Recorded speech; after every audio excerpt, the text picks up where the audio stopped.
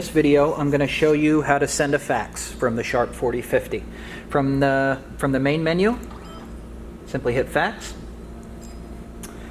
From the middle, you have the immediate option to just dial the one-off fax number. So if you know the number, just go ahead and dial it. Don't forget, if you dial out with a 9 or a 1, you are going to need to include that in the fax number.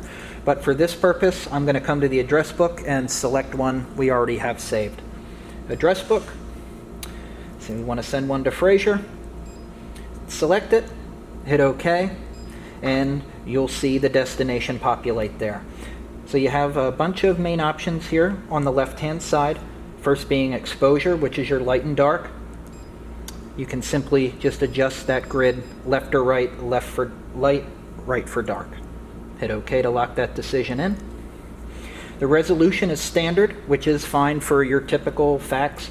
But if you have something with a little more detail on it, you can move it up to one of these three options. Original is if you're trying to fax anything that's double-sided. Simply hit original and select two-sided book. If you select tablet, that's calendar style, and when it prints out, when the fax prints out for who you're sending it to, the second page is going to be flipped. So the easiest thing to do is just leave it on two-sided booklet. Hit OK. Job build. This would be if you have any faxes bigger than the feeder can hold at one time. So say you have 300 originals that you're trying to fax somewhere. That's not going to fit in the feeder all at once. So just simply select job build. It's a simple on and off switch. That way, when the first round is done through the feeder, it's going to ask you to put the rest on. So when you do that and hit the button, it's going to take the rest of that scan and send it as one big scan versus chopped up.